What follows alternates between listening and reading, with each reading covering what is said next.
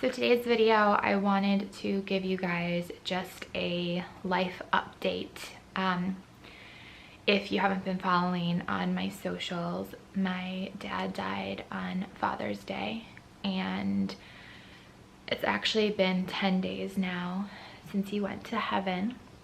We're Christian, so I believe he's in heaven. And it's been 1 week since his funeral, and it's just been a while since I've really been able to even get up, do anything that's a part of my normal routine. And you all have just been so supportive of me through this entire process that I wanted to make this video just to get a lot of the things that have been on my heart and mind just out there.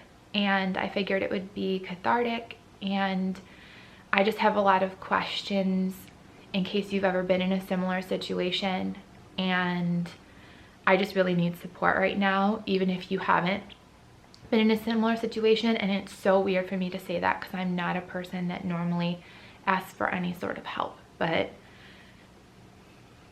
this is definitely one of the hardest things I've ever gone through. And if you're clicking into this video and either can relate because you've gone through this or you're going through something similar, and let's face it, like circle of life, like a lot of people might have to deal with losing a parent or losing a loved one at some point. So we're all gonna have to go through these feelings, but I just need help because I just feel so unlike me and have never gone through this type of a loss, and with having 2 young kids too, sort of navigating them through it. So I wanted to, I think, explain a lot of things. I just like wrote a couple of notes in case I really get off track. I did just kind of want to share my dad's entire story of his battle with multiple sclerosis. He was a warrior, and that's why I'm donating all of the ad revenue from my channel. It was like going on this entire month, and right now we're just over $5,000. So just thank you for watching and not skipping ads if you've been supporting, and if you want to support, that's all you have to do. Because he was always somebody who just wanted to do a trial drug, or do whatever he could, participate in any study just to help other people with MS. So I know that that donation in his memory is just going to mean so much to him, and I was able to tell him about it before he passed away, and he was so excited. So just thank you for your support on that. I also just wanted to talk about being a caregiver, because I think if you're in this place, if you also had a parent or a loved one with a chronic illness and you've sort of been in that caregiver role, I think you have like a lot that you're processing. And then I just wanted to kind of share about the dying process. It's probably gonna be hard for me to get through this video, so I'm sorry. I'm gonna keep praying that I can make it through this and get everything out, because I want this to be helpful, because I think there was a lot of things about the dying process, because it's really hard to talk about if you've gone through it and what you see. And I think in a weird way, watching my dad with a chronic illness go through hospice, I mean, he was on hospice for, I think, almost 9 months when it was like 9 months. So it was like a very warped parallel to pregnancy. And when you think like circle of life, like birth and death, like it's all in that circle. But there was just a lot of things that I feel like also like birth and pregnancy, I didn't necessarily know or realize until I was going through it myself. And if you're any sort of a personality like me, because I'm a perfectionist, I'm a planner, I like to be organized, I like to, if I can prepare for it in advance, that usually allows me to sort of operate a little bit better. Maybe this will help you, but I guess I should just have probably said this way at the beginning, but like trigger warning, because I will just like talk about what I saw and felt. Again, because I think this hopefully will sort of just like help me process everything. All right, let's start with just my dad's story, which if you did see the video, he had a beautiful life. I think it really helped. It really helped me process just watching back the old home movies. And all right, but If you haven't watched that video, it's about an hour's worth of footage, and my dad was pretty typically always the one behind the camera. So a lot of the film where we did have him, my grandpa, or sometimes my mom, a lot of it was like my mom filming him opening up presents, because that seemed to be like he was always filming everybody else. But he was just so funny, and he was so happy, and it was really nice to hear his voice. Because at the end, and I'll talk about this a little more, he tried to hang on to his voice, but it definitely changed like over a month beforehand. There was a definite notice in just how it sounded.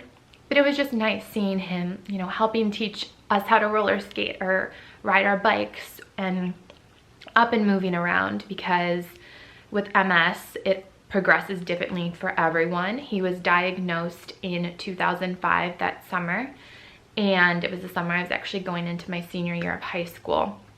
And they predicted at that point in time he would be probably wheelchair bound within 5 years.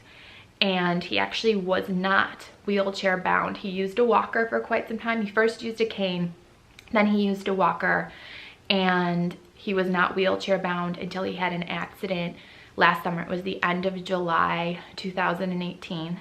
He was in the hospital for almost a week, went into a rehab facility, and about 6 weeks after going into the rehab facility, he kind of did a hunger strike.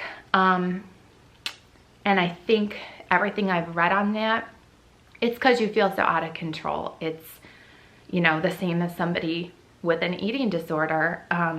You get to a point in your chronic illness where you're just like, I can't even have the quality of life that he had been sustaining for himself for a while. And it was just his way to regain back some control. And I don't fault him for that. I think that's any person, right? Like, you want control. You want people to listen to you. And I think for a long time in his disease, he just felt like a lot of people were telling him like things he had to do, and he didn't have control over it because of how he felt. And that has to be incredibly frustrating. So I knew for quite some time, because his brothers and sisters had helped him a lot when I was in college, because my mom and dad divorced like as I was starting college. They told me like a couple weeks into college that they were getting divorced. So his brothers and sisters had sort of been there for him when the MS was progressing, but like hadn't gotten to the level that it eventually got to. When I definitely like took things over after his accident this summer, where he couldn't be in just an assisted living apartment that was very hands-off. So that's kind of where I took over everything when his accident happened. But I think with his brothers and sisters helping him, and him just feeling like at the point after the accident that anything he sort of had in his life that he was still doing independently was gone and taken away from him.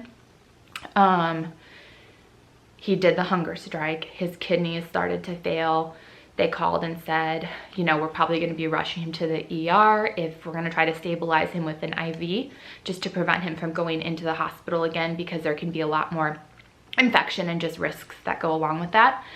And they were able to stabilize him, so he didn't go. And him and I had a long talk, and you probably saw this on like my Instagram and things like that. But I would always try to bring him frappuccinos. I would make, you know, whatever I was making for dinner and like bring him some of those leftovers. Because we just talked, and I was like, you know, I get where you're at. And I think I had a lot of guilt, because even before he went into the rehab facility in the hospital, when he first had his accident and fell, I had gone over for 3 days and just sort of helped him get out of bed, helped bathe him, change him. And he would just go back to bed, and he kept saying like, I'm gonna be fine, I just need to rest, like just come back tomorrow and check on me. And like the last day he was like, I actually don't think I'm gonna get better. He said a goodbye to me.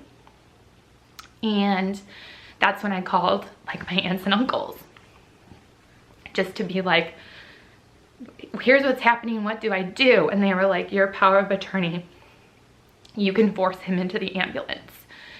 So that's what I did. He was not happy about it.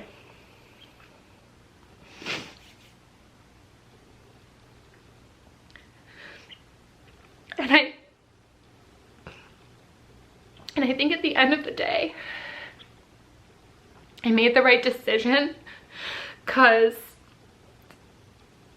the kids got extra time with him. Like, that's what I keep telling myself. Like, had he gone last summer, Presley had just turned 1, I don't think she would ever remember him. But I think now, because I was taking them with me, pretty much like half of the time I would go to visit him, because sometimes I would want time with just him so that I could actually talk to him and truly visit with him. Because when I had the kids in there, you know, they were like the show, or just like running around crazy. So I was trying to like wrangle them so that they could actually sit and talk to him. But I have a lot of just guilt, and so many people have been like, push it out of your head, you did what you had to do, you shouldn't feel guilty. But at the end of the day, I do just still sit here and wonder, like, did I make him suffer longer than maybe he had to, you know? And I think that's the hardest part about being a caregiver, is you want so badly for the person to get better. But with a chronic illness, if you've kind of exhausted all options, and I think that's how my dad felt. He, for a long time, tried a lot of options, and his brothers and sisters really helped him to do all of the different therapies and just, you know, see a bunch of different doctors to sort of figure out what would work for him. And I think they did a great job, because again, if he wasn't in a wheelchair for, gosh, what was it, 13 years opposed to the 5 that they told him, like, clearly there was a lot of things they did to slow down the progression of his MS that was amazing and gave us so much more quality time with my dad. But I think as a caregiver, it reaches a point where you're like, I have to be the advocate for what my dad wants, or what the person with the illness actually wants, and give them back that control. And my aunt, she did say to me, and it made me feel a little bit better, she goes, you know, he was your dad. He felt that his job was to protect you.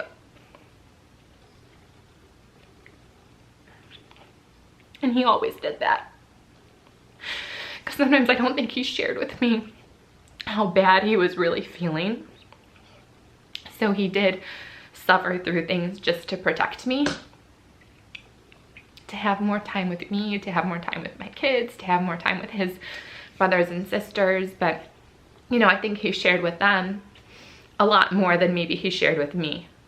But as the caregiver, that's all I could do for him, was just advocate for, this is what my dad wants. Like, when we would discuss certain things, or what was written in like my document as far as being his, like, there's another term for it, it's like his power of attorney for like medical issues, because I was his power of attorney for like everything, both like affairs and medical stuff. But I think, you know, just being the voice for that person and like their backup of, this is what he or she wants, that just helps them feel like they're back in control. And I think that's ultimately then why hospice, he felt that was the right decision for him. After the kidney episode where they almost rushed him to the emergency room, I was able to stabilize him, and we had the talk just about, hey, are you gonna keep eating or not? Like, what is it that you're going to do here? But like, if you're gonna keep eating, that's why I was like bringing the frappuccinos and bringing the food, just to, you know, try to encourage him and show him like, I want you here if you want to be here. But ultimately, like, leave that up to him. So we made it through Thanksgiving, made it through Christmas, made it through this spring. And I feel like it was honestly like around my kids' birthdays, because Aunt Landon's birthday is in April and Presley's birthday is in May.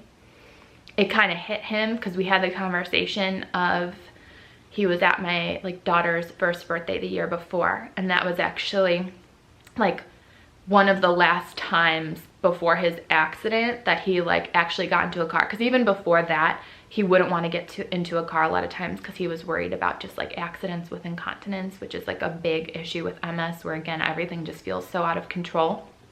But he would always kind of get it together for my kids' birthdays, and I think, you know, I didn't say it, but I could tell he felt like guilty, because at this point, like, he was too person-assist to get out of bed and just in so much pain that I think he just knew. Like, I think he associated that with like his quality of life just wasn't there. And so he resorted back to the hunger strike, and even if I would bring him stuff, maybe he would take like a couple sips to appease me, but that was pretty much it. He was on liquids from like around my son's birthday in April, pretty much until the end. There was like a couple nights where he was able to eat some pizza and all of that, but you know, that was his way again of getting his sense of control back. And I respect him for that, because I think I would probably be pretty similar. I think it reaches a certain point in a chronic illness where, as much as I want him to still be here, I get that it was really, really hard for him to still be here. And when we got back from Palm Springs, I was informed that he had a bed sore on his tailbone that had progressed to a stage 4 within a matter of days. And if you're not familiar with bed sores, and just like warning, I'm gonna be a little graphic with what this was like for him, because it was just something I wasn't even prepared for. It's basically an open wound on your skin, and his was measuring 15 centimeters in diameter. So I mean, it was a hole this big on his lower back that was completely open. And I mean, at that point you can see bone, you can see muscle, blood, organs, like, so he lived for over a month. Technically they categorized it when that happened to him. The way the wound doctor explained it to me is it's a Kennedy wound, where your skin is an organ, so it was considered organ failure of the skin, where your skin just breaks down. At that point there isn't a way to cure the bed sore, and it was just so large. I think everybody honestly was just surprised. I mean, everybody was surprised at the end how long he was actually truly just suffering through it. And I don't want to concern anyone. Like, I am a Christian, and my faith has actually really, really helped me through this entire process, like praying. And I think the power of all of your prayers gave my dad so much extra time with us, just to be honest with you. But I did have some conversations where I was like, I would see my dad, because they would have to still change him like every 2 hours and make sure he was being rotated. And I would see this strong, athletic guy. Like, if you saw the home videos of him, my like tough daddy, just like gripping onto me, because I would hold his hands when they changed him. And he would just be crying. Oh, I know he was in so much pain. And that's when I just kind of, I think, and I know one of the stages of grief is anger. And I was just mad. I was like, how could you make my dad, because at that point it had been like a couple of weeks that he was living with this. Like, how can you make my dad lay here with this huge open wound for weeks, when like your own son, like, I know Jesus gave the ultimate sacrifice to us, but like, that was only a day. Like, why was it happening to my dad for so long? Like, you just get mad. And I don't know why. I know that there has to be a reason that he has. I believe that, like, there must have been something, you know, that this whole experience obviously is like a learning thing, but it just didn't seem fair for somebody who was a good dad and a good person and raised me right, and it just didn't seem fair. And it was just really hard watching him suffer. And that's where I think as a caregiver, I mean, I just was struggling there to just try to feel normal. And I guess that's my question, like, what do you do to like still operate and be normal? Because obviously, like, you still have a job. Like, I have a job to continue raising my kids. That is, like, to me, the most important. But then I also have like my businesses, and I still have to get up and do those things to support my family that I'm taking care of. And I think that's where I'm still in this, like, I'm trying to go through the motions. I'm trying to get on the exercise bike. I'm trying to clean. I'm trying to get dressed. I'm trying to do fun activities with the kids. But like, after the fact, I feel like my entire body has just been aching. Like, it is not just a saying, like, my heart literally hurts. I feel almost like flu-like achiness, just like all over. Like, I ache for him. Like, I don't know. And I think this is strange, and I don't know if anybody else ever had this, if you helped somebody with a chronic illness, but I would feel sometimes like sympathy pains, because they started administering morphine after the bed sore just to make him as comfortable as possible, even though they said, like, with this stage 4 bed sore, you're probably always going to feel some level of pain. And I would just keep on being his advocate. Like, if he told me he was in pain at any moment, I was on the phone with hospice and at the nurse's station and saying, he's telling me this is what his pain is. Should the dose be increased? Should the time when it's administered be more frequent? Like, is there something else we can do? Which they ended up also giving him fentanyl patches, because he really was just in so much pain. But I know he would always say, like, I'm itchy, I'm itchy.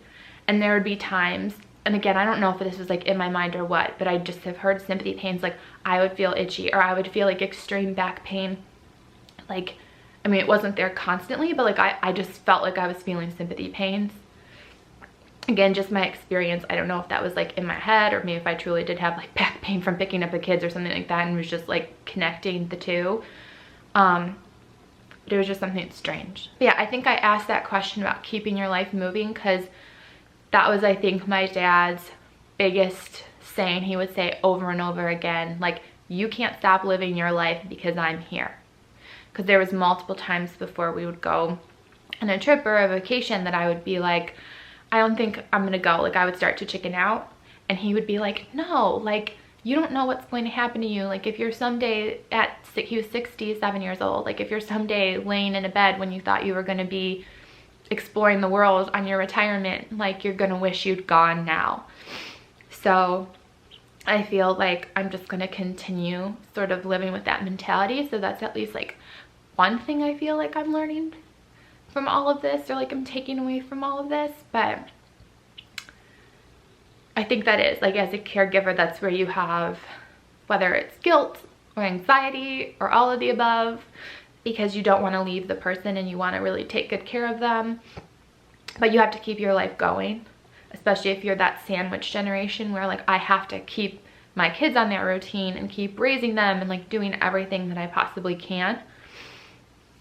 So yeah.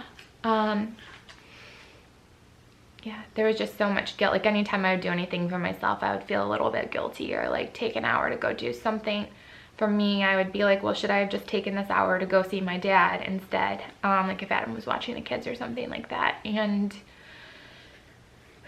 I think that's where you have to take care of yourself so that you can actually take care of others. And I feel like that's way easier said than done. Trust me, like, I kind of feel like a butthole for even saying that, because now that he's gone, I'm like, oh, I probably should have, you know, seen him more or stayed longer, or you have all those things. But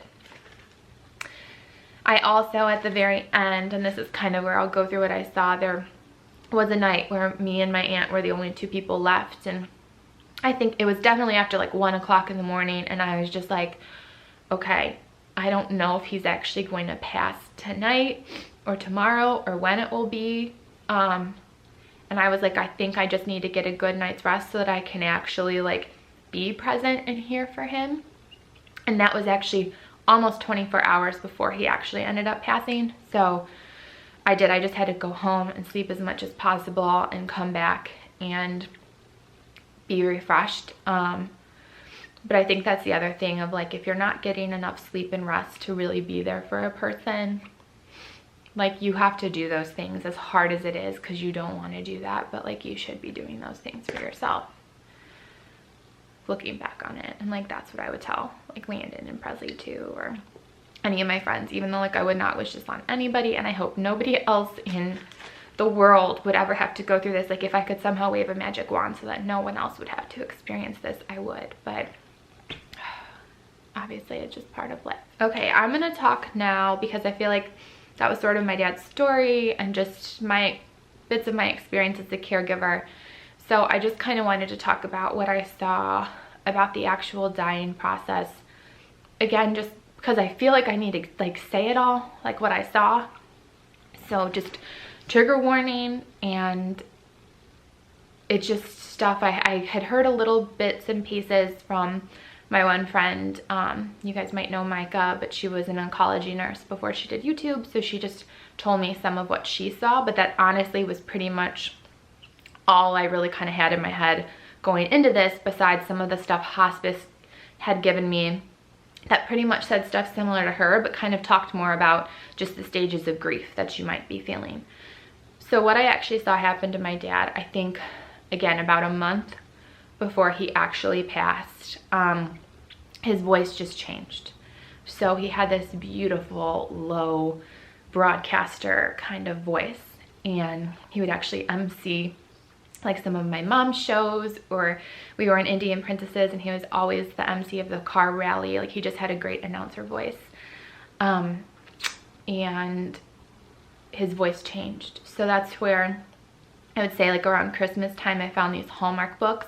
So he read the book. He has one for Landon that he read, one for Presley, and he did The Night Before Christmas for me, because every year he would read The Night Before Christmas to us on Christmas Eve. So I just feel so lucky that I have his voice recorded, even though it had just gotten weaker over the years. Like it was still his voice at that point, but like a month before he would even complain. He's like, why do I sound high pitched? Or like, why can't I make my normal sounds? So I know that was frustrating for him. And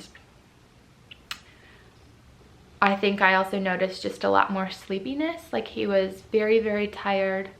I think prior to that, if we were there for a visit, even though he had days where he was tired, he would sometimes just fall asleep, like in conversations where like it wasn't a normal pause point in a conversation, but he would still be listening because he would wake up and kind of say everything, but it was just like his eyes would be shut a little bit more, which I think is why the kids, when they were there, sort of experienced that. And I think they're connecting death with sleeping right now, even though they were not there when he passed. I just think from what they've seen, even in cartoons like Beauty and the Beast, Presley talked about this when like at the end the beast is dying and he kind of like goes to sleep. She's like, is he sleeping? So I just think like that's what kind of kids seeing connected to. But that's kind of what I noticed. Once he was actually on the morphine, again, I said his like skin, he said, was very, very itchy. So I just noticed him a lot like itching and scratching himself. But again, that's like, I think a morphine effect, not necessarily dying process. And then I noticed the biggest differences about 3 days before he passed. And I think, you know, this is why I said earlier, like death is sort of like a warped pregnancy.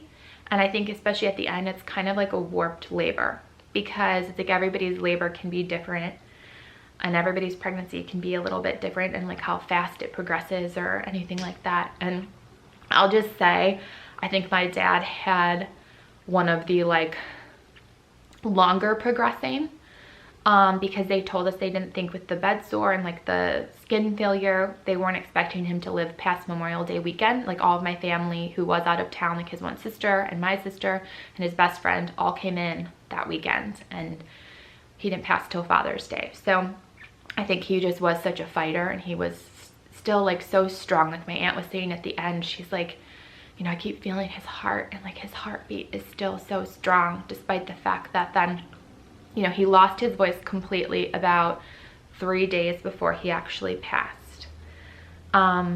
He could squeak out maybe a yes, no, or he would try really hard to say something. But at that point, he was pretty much only communicating with like his eyes and gestures. Like I could like see in his face when he like wanted to get my attention. And we had a thing where we did this with my mom and my dad, just when we were little and couldn't talk as much. They would squeeze our hand for "I love you" 3 times. And we were taught like you squeeze back for like "I love you too."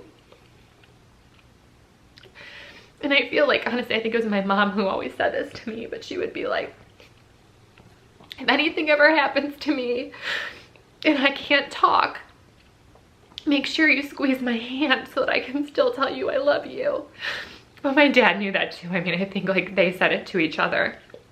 And he kept squeezing my hand until the afternoon before he passed. And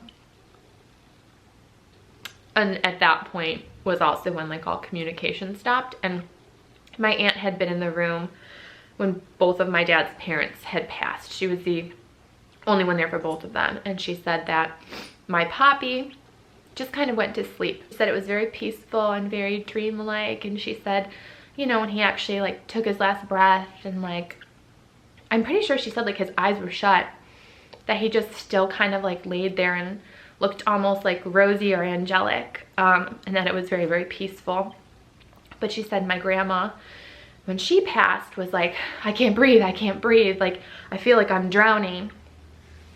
And that it was kind of sudden that she was actually talking with her until the very end, where she was saying, I can't breathe. So I was like, okay, it sounds like this could go any way. Like I really didn't know what to expect. But I think once he stopped talking, and then there was just a lot of conversations in the room. And I just want to forewarn you of this, because everything I sort of was reading after he went into the trance, which is often called the life review. Now this can be a short period of time. Some people might not do it. Or for my dad, it was very long. I think he went into his life review trance around 4 p.m. in the afternoon, and he didn't actually pass until 2:45 a.m.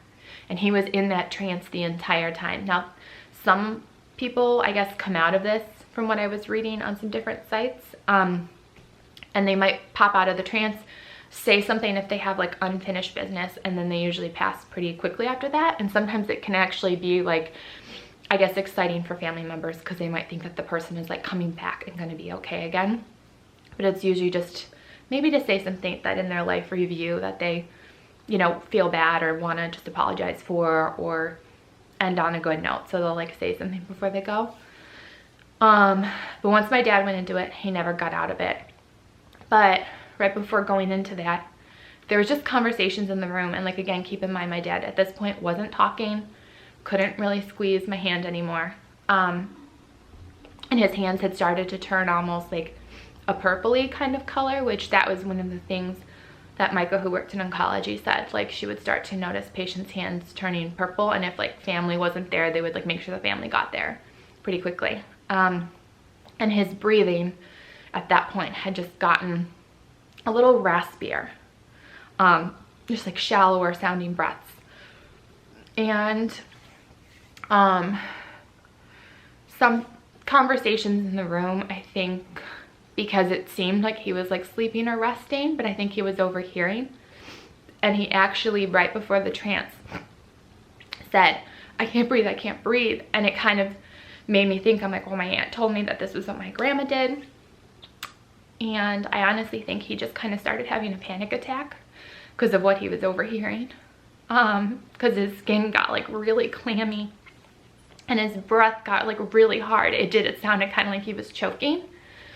And only, like, my dad still he has a brother and 2 sisters, and they, like, 2 of them were still on their way.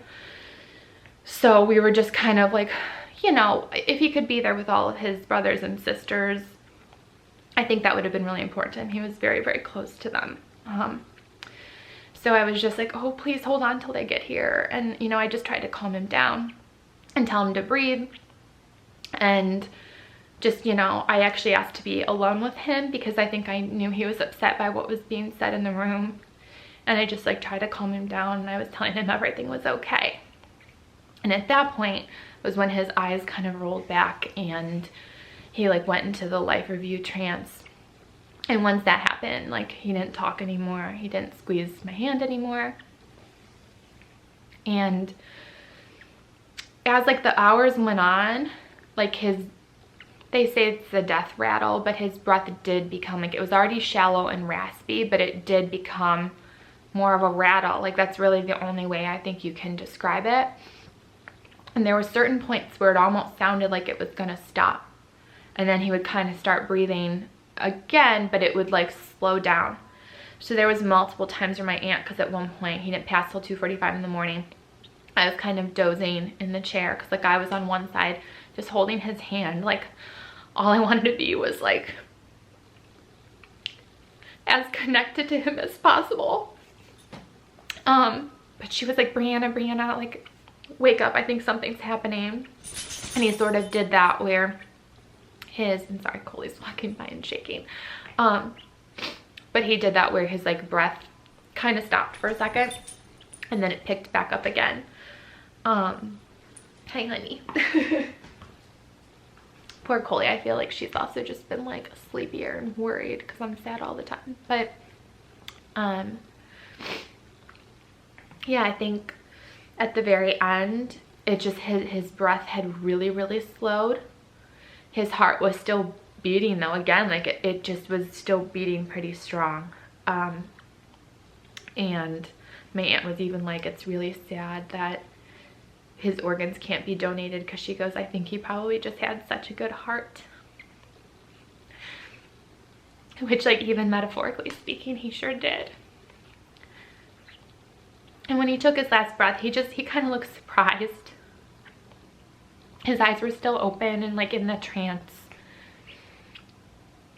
And he just kind of like took one more like shallow rattling breath. And they called in the nurse. And she checked him and like confirmed he'd passed. And then like everybody who was in the room, you know, they kind of said a final goodbye. And I think all of his brothers and sisters like would have stayed if I needed support, but I just was kind of like, look, I think it's been a really long time for everyone, a particularly long night. Like everybody can just go home. And we waited for the hospice nurse, because it was just like a nurse in the facility. A hospice nurse came and she did a last check too, and she called the funeral home. And we just waited with him. Like I just didn't want to leave him. And I think that's where I just would prepare you. Like if you don't leave after it happens right away, like if you're a person, I don't know, I just wanted to stay with him. I just wanted to keep like hugging him until he actually, I didn't really, I guess, like think about it. So I just kept like holding his hand, even though like it did get really stiff, and he just kept getting like colder and colder. And I just kept hugging him.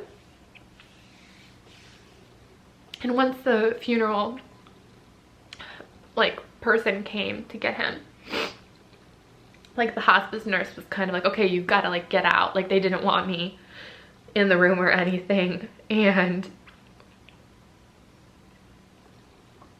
yeah, I think I wish I'd almost just prepared myself better for that moment, you know. But I think there's just like that last time that you have that person's body, it's just hard to let go.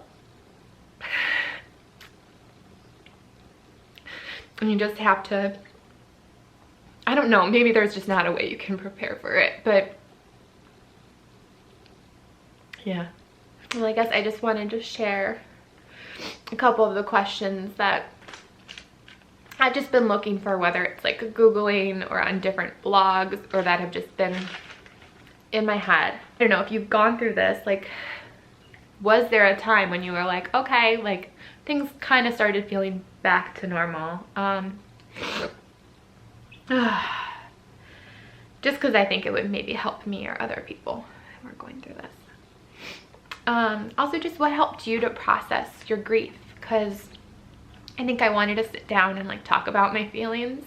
So I think talking obviously is one thing that helps, and like making the video. And I know for like a lot of people, like we were going through pictures, like I've got a book for the kids that's about making a memory box. And I think there is something important of like, you don't want to forget the person. Like, I don't know, I feel a lot of that, especially with young kids. Like, I don't want them to forget him. Not that I'm not putting that pressure on them, but I just want to help them remember, because I actually have read in some of the grief books I've bought for kids, is that's actually what kids worry about, is that they're not going to remember the person, which I think is so interesting. Like, I was never that age. Like, I was 3 months old when my grandma passed, so again, not in a space. And then I was in high school when my poppy passed, and I don't know, it was just very different at that time. Like, I definitely grieved, but I think I was old enough that I wasn't afraid of forgetting him. Like, I knew I was going to remember him and all of the things that we did, and I still do. Like, I still think about so many things with Poppy. So I just think Landon and Prezi are probably in that phase where they're young enough that they could forget a lot of things. So I don't know, just tell me like what you did to help grieve and help remember the person. And wow, I'm just a hot mess in this video. This is just something I do have a lot of anxiety about, and I'm just going to be open about. Like, I did not want my kids to leave my side for like days afterwards. Honestly, today's the first day where I'm just like letting them be at my grandma's house for the day so I could have it to myself, because I think I've reached a whole new level of exhaustion because they're not sleeping, and particularly Presley. She was up until like 11 o'clock last night. And again, I think they're associating that like you could go to sleep and die. And I think they're like not napping whatsoever. And then they're at least like fairly exhausted by the time it is bedtime. So Landon's actually been sleeping, but Presley just isn't. And I don't know, just how did you get over like that anxiety, if you had separation anxiety with like other people, or like worries about, you know, even like today when I was leaving, I was like, please like drive really, really safely. Like, you know, you just have those like, I think I said to him, this is kind of crazy. He was gonna be possibly taking the kids to a like barbecue at his aunt's, and they have a pool. And I was like, I don't care if you think I'm psychotic. Like, I probably qualify as that right now with everything I'm going through, but like the kids aren't going in the pool. And I said, I don't care. Like, I'm not there to watch them. And like, just in case like you were to take off your eyes off of them for a second, like I can't run the risk of losing anyone else right now.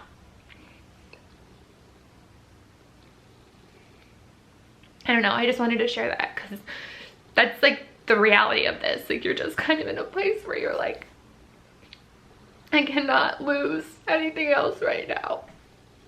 Like, this was hard enough. Sorry, the doorbell rang. I'm so cold, it went crazy. Okay, these are just my couple other questions and I will wrap this up. But just, if you had that extreme exhaustion, like just the feeling of like my entire body is aching, I can't move, I can't get out of bed, like was there anything you did to get over it? Or like, did you simply just kind of need to like rest and not get out of bed? Like, I don't know, it's like, that's so not me. So this just all, it feels so strange. And then I'm kind of just looking ahead, like, how did you get through holidays or birthdays or like anniversaries, like all that stuff, because you want to remember the person, and with little kids, you still want it to be happy, but it just feels like I just know there's going to be sadness, and like, just how did you get through it? And if you have any advice on helping your kids, because that's, I think, my biggest priority always. But if there's anything else that you did to help your little ones, because I've tried reading books to them. What we actually did was the day we cleaned up my dad's room, I took the kids and I just wanted to show them, and I think especially for Presley, because when we get there, they're always like, oh, it's Poppy's house, it's Poppy's house. And I took them into the room, and the bed, you know, is still in there, but it's empty. And Presley was like, well, where's Poppy? And I was like, you know, honey, we told you, like, he went to heaven yesterday and he's not here, like, he's in heaven now. And so I just kind of hoped that seeing that would make her not think like, well, Poppy's still in there, like if we, you know, drive past where he was, and help her realize like he's gone. I just wasn't sure at like 2 years old if you could grasp the concept of, oh, something's gone forever, if the last time you saw them like was in this place and like never went back to that place again. So I don't know, that's kind of just what I was thinking. I think I did kind of see the wheels, you know, turning in her head. But now we do have his ashes in our house. He was cremated, and Brandon, whenever we eat, because you can see our mantle from the table, he's like, is Poppy watching us? Are his eyeballs in the box? And so I have to explain like, well, like when you're cremated, your whole body gets burned to ashes. So like, yes, like Poppy's ashes are in there, and like his eyes were part of his body, but like they're cremated. But I'm like, he's actually watching us from heaven, is how I try to explain it. But yeah, if you have more tips, because you know they have questions and they love him. And even last night when Presley wouldn't go down, she's like, well, I want to say goodnight to Poppy. And she does, she wants to go down and she touches his box, because I think at the funeral, you know, everybody was like, you can say goodbye. And so she saw everybody else go and like touch the box, and that's what she kind of wants to do. Like she'll say goodnight to him, like rub the box. So we're grieving big time. And I just want to get back to normal for you guys in this channel. And I shouldn't say back to normal, because like you just don't go back, but I want to figure out like the new normal and where I go from here. But I just cannot thank you all enough, whether it's been supportive comments, messages, donating to the MS Society for my dad, the sweet gift cards that you've sent. Some of you have sent us dinner. Like, oh my gosh, I got this adorable like pot from Ruella, who, it was just the sweetest thing. Like just what you've been sending, the cards, and you don't even need to send anything. Like truly, I just want to say thank you to those of you that have, because it's just meant so much. And I think I'm gonna do a blog post on it, but I did just want to say, because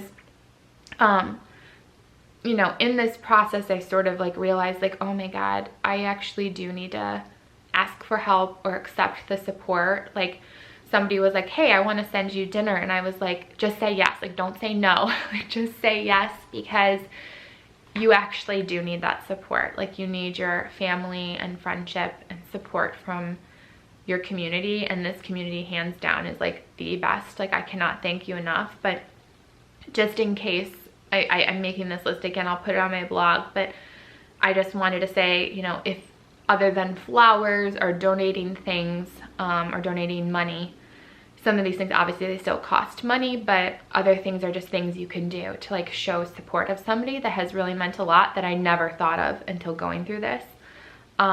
Sending dinner is huge. The fresh fruit, so we've got a couple like edible arrangements, but I was even thinking like when like the dinners had like fresh fruit or salads, that just made me feel like not only a better person, but better for my kids too, that they were like eating fruits and vegetables. Tissues, I don't even know why I didn't have a box with me to film this video. Stamps, I still have to write a ton of thank you cards, so stamps would be very helpful. And just other paper products, because it's like, I think maybe a day after his funeral, I had to go to the grocery store for some stuff for the kids. Like I think we were out of wipes. And it was just one of those things where I couldn't even like Amazon Prime it. Like it's like I wasn't thinking about it because of everything. We ran out. Adam was gone the weekend after his funeral. So I just had to lug myself to the grocery store. So like stuff like toilet paper, paper towels, napkins, paper plates, so you don't have to do dishes. If someone does have little ones, like diapers and wipes would be so helpful. Treats, I know my friend Micah came and hand delivered cosmic brownies. Wine, I would never turn that one down either. But then silly stuff like face masks or like under eye, those like under eye pad things, or like under eye cream, because Lord knows I need to get like Botox or something after all of this. Bubble bath, that would be perfect. Water, Gatorade, because that's like the craziest things. There has been a couple of days where I'm like, you didn't even drink one glass of water today, but you're just so out of it. Like, it just, somebody wrote this in a comment, you kind of feel like you're in outer space floating around and can't get back down to planet Earth. And that's kind of what it feels like. Some days it just feels like you're just like in this suspended version of reality that you're like, what is happening? Vitamins, movies, music. It's really helped me, like listening to my dad's favorite music, actually, just because we would listen to those songs together. And I mean, there's definitely sadness that comes with it, but it does make me happy and feel, I don't know, like I'm still thinking about him. And then I think these are a couple of things that really wouldn't cost you anything, but that just means so much.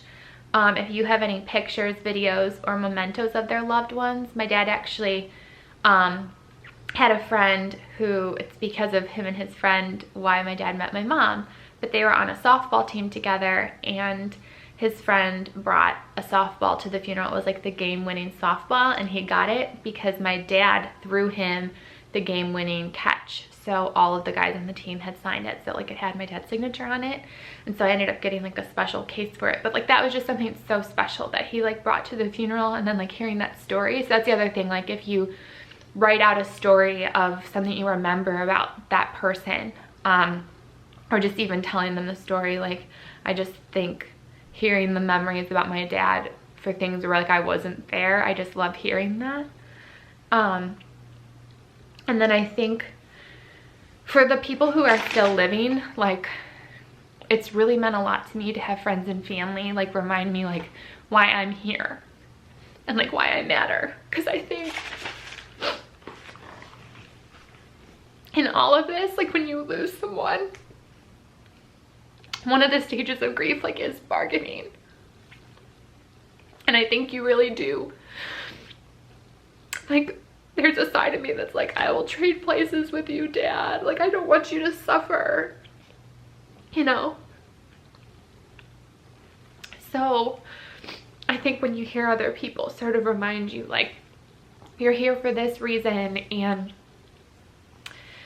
actually, my other friend, Anna, she was saying to me, because she's lost her dad, like, it helped her when people reminded her of this, that, like, you know, your parent would much rather they go before you, because like no parent wants to deal with the loss of their child. And like as a parent, I know that that's so true, but I think I needed that reminder just to be like, no, this is the order he would have wanted it. He would have never wanted to trade places with me or anything like that. So I think having that reassurance just really does kind of help somebody who, you know, maybe if they are losing a sibling or a spouse or something like that, like, you're still here. God has his timing for you, and even if you don't understand it all right now, like I do believe someday I'll probably understand a lot of this better in retrospect. But this is where I'm at right now, 10 days after he passed and a week after his funeral. And just thank you for listening. Again, thank you for your support. And I'm so sorry, like if you're going through something similar, like I feel for you so much. I wouldn't wish this on my worst enemy. I really mean that. So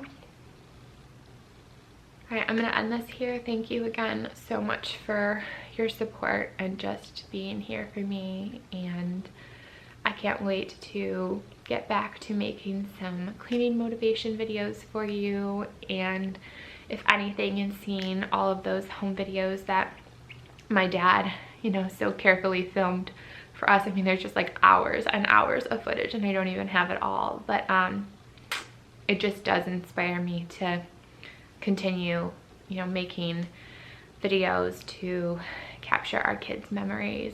And I just feel so blessed to just get to share them with you and to be on this platform and have this community. So thank you very much for supporting me through this really difficult time. And I believe there's so much good ahead, and I just, you know, I see new babies being born every single day, and we have exciting trips to look forward to, and there's so much in store that we can look forward to, that we just want to keep on remembering my dad through.